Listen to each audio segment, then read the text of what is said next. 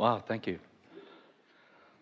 Got a couple of things. I was in the hot seat here earlier this year with you, and we were talking about that I had met someone, and you said that it was a little like looking at love in all the wrong places, and it certainly was. It was quite a big surprise to me. So my question to you is, so often, you all are in a hurry to get to the manifestation, and we get that. Esther's been saying recently that she really enjoys thought, and she really enjoys alignment, and she really likes meditation, and she so enjoys focus wheels, and she likes tuning in. She loves all of that, but she likes manifestations the best.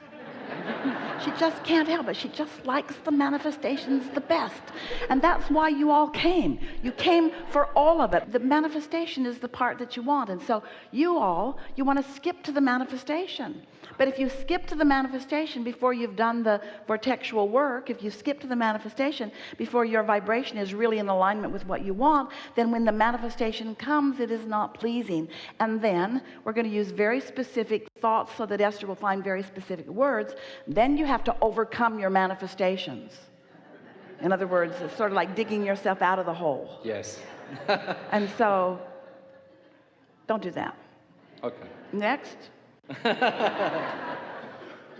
you pretty much answered that one for me then. The other thing, we may have said this to you before, but we're going to say it to you again. It makes this point in the strongest way. A woman said to us, Abraham, my son is looking for a mate. Will you help him find her? And we said, no. Why not? Because we don't think this is a good time. Why not? Because if he finds one now, she'll match his vibration. Oh, yeah. And if she matches his vibration, she won't be matching his true desire. His true desire and his now point of attraction are in different places. So say to the universe, take your time, wait till I'm ready. Which is what we were really saying. You hardly ever say that, do you? You don't say, take your time and wait till I'm ready to be a match to what I want. Instead you say, give it to me now and I'll adjust. That's what you say. Or give me what I want now, and then that will be the reason that I feel better. That's backwards. You got to be or feel what you want to experience. Once you accomplish that, then manifestation. Boom, boom, boom, boom, boom, boom, boom, boom. Then it happens quickly. Well, that sort of steps in line to the next question, which was, You know. I've been unemployed for a year, and I've been trying to focus on how to But still, would you vibrate. acknowledge that the majority of your thoughts are on what's missing rather than on what's coming? Yes, but I've spent the whole year trying to shift that. Well, maybe it would be better for you to get off the subject. Completely off the subject. Okay. Because when you're fixated on something that feels stuck to you, and then you try harder, all you do is amplify the way you're already feeling. So focus on something that's working or on something else that's easier. And take note of how cooperative the universe is when you get on those other subjects. And then all of a sudden, with that lighter feeling that you're going to accomplish by not trying so hard, the unfolding will happen and you'll know it. You'll recognize it. You won't be wondering about it. You'll say, oh yeah, I recognize you. I recognize you. I've been feeling you. You've been in the background while I've been doing a lot of other things. It's a sort of human tendency. You've been taught that you have to try really hard to make things happen. But every subject is two subjects, and what is wanted on one end of the stick and the absence of it is on the other. And so often when what you want isn't happening and you try hard, you're focusing on the absence of what you want. So in your trying, that's why you call it a struggle. It feels like that. In your trying, you practice vibrations that oppose your true desire. You keep momentum going in opposition to what you want. And don't you know it, as you visit with people who want different things, can't you tell with very short conversations with them how they feel about where they are? This is the message from this, and we've been talking about it already here today. When what is happening right now has the majority of your attention, it cannot vary much from that. Because if what you're looking at is the reason that you're offering the vibration that you're offering, and then the vibration that you offer is the reason that you're getting back what you're getting, and what you're looking at is causing you to offer a vibration, and the vibration that you're offering is giving it back to you, nothing changes. Different places, different faces, but same experience. So the key is you got to find a way to change the feeling. The feeling has to change, and the feeling won't change until the thoughts do. That's how you know. So if you keep feeling lonely, or if you keep feeling discouraged, or if you keep feeling like it's taking too long, and that's really the dominant feeling that you had. Those were your opening words to us.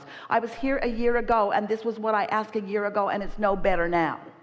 I'm not getting any better results now than I was a year ago. And then we say, that's because you're feeling the same way now that you were feeling a year ago.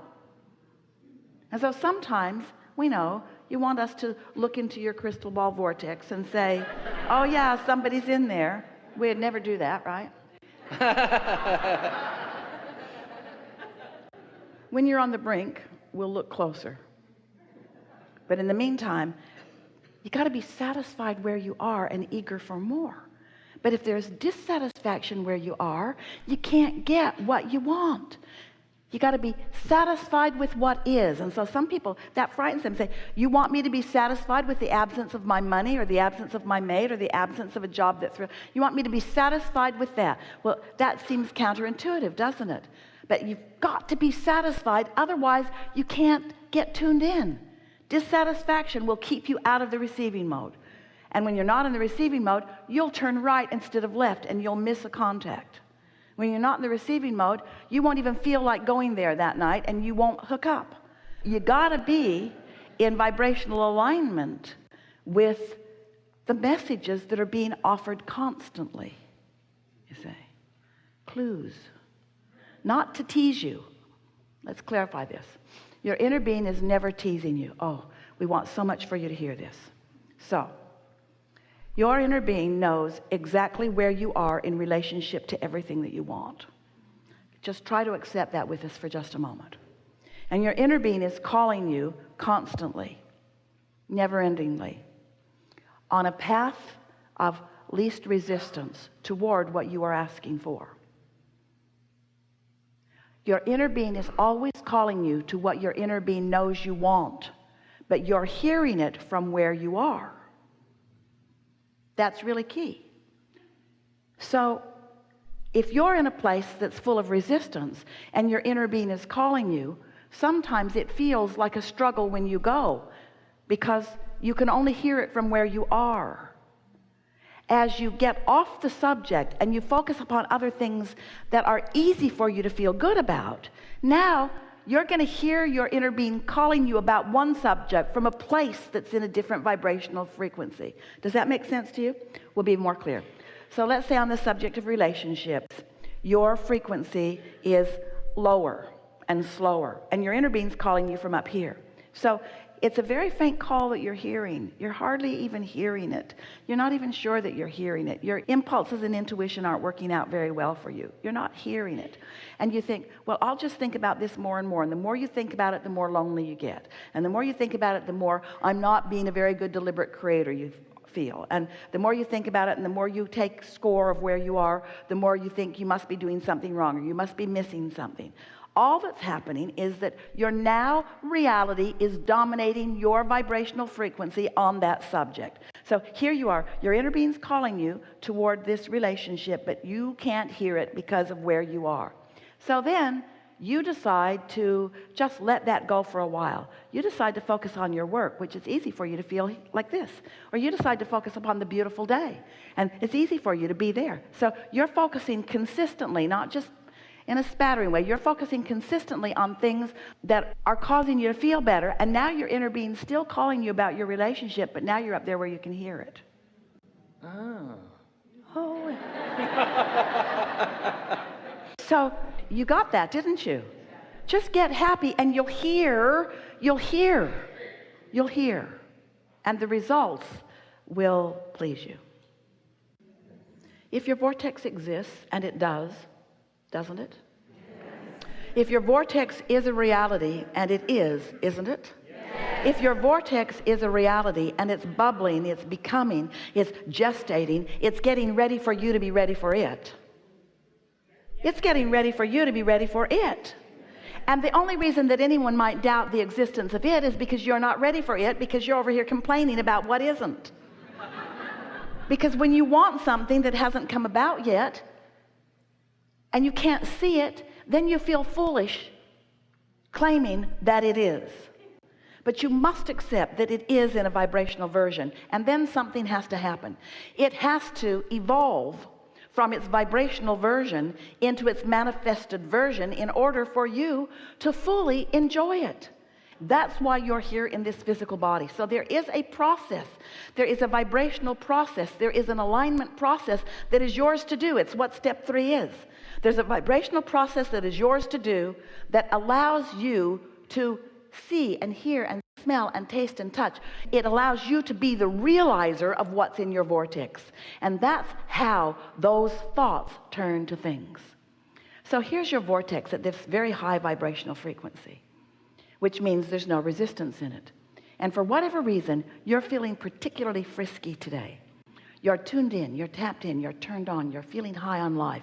You're in love with life. You're feeling good about who you are. You're feeling good about who others are. You're just feeling good. You don't even need an excuse to feel good. You just feel good. But sometimes going outside in this magnificent California makes you feel good. It makes you glad to be alive. We don't care what excuse you use to feel good. Just find one and feel good. So there you are, tuned in, tapped in, turned on. And in that state of happy, an idea occurs to you. That's vibration turning to thought. Ooh, that's the process of creation underway. Oh, it's been well underway. It's gathered so much energy. It's gathered so many cooperative components. It is huge and it's ready to pop for you. But the popping process is what you came for. The popping process feels so good. When it starts popping and you start getting those ideas and you say, hey, I know what I want. This is what I want. Once it occurs to you in that powerful way, these vibrations have begun to turn to thoughts, and that means it is a sure thing. Once the idea has occurred to you in the form of something that you would call my desire, I want this, it is so well along the way that you can call it done. Now you have only to hold yourself as best you can in the vicinity of that feeling, and it will materialize right before your eyes. You will find yourself in the right place at the right time. Good timing is now going to be your experience. You're going to rendezvous with others, and all kinds of good fortune will begin to occur to you right before your eyes. And the best part of this is you will know that it is happening because you understand the process. You remember when you were sifting and sorting. You remember step 1. You accept step 2. You've been practicing step 3, and now you are good at step 3. You're now in step 4, and now ideas are occurring to you, and you know that the ideas are occurring to you, and you stand in a place of expectation, and then they start popping, one after the other. This thing happens, and this thing happens, and this thing happens, and this thing happens, until you begin to believe in your ability that you create you and you alone create your own reality. Nobody else is doing it. Nobody but you. It's you and what you are holding yourself in vibrational alignment with. That sweet spot of unfolding. Once you're there and you know you're there and you can feel the power of your desire, and now there's no doubt because it's a sure thing. There's no wonder or worry about it. It's a sure thing. Now you just get to experience the pleasure of watching the cooperative universe back you up. Now you get to feel the worthiness of your being. Now you get to understand how Source feels about you. Now you get to understand how understood you are. Now you get to receive the see it, hear it, smell it, taste it, touch it version. Now you get to realize it fully because you created it and it gestated. And momentum came to it. And now it's so big that it is expressing itself to you in so many ways. And you're feeling so good these days that as it is expressing itself, you're there to see it. And as you see it, you feel it. And life just gets better and better and better and better and better and better and better for you. And those who are watching you, those who are around you, who are watching you, you know, those jealous ones, they're saying, what is up with you? What's going on with you? What's going on with you? Why are things working out so well for you? And you say, they just are. Don't try to explain it. They just are. It's just how it works. The happier I am, the better things go. Tell them that and leave it there.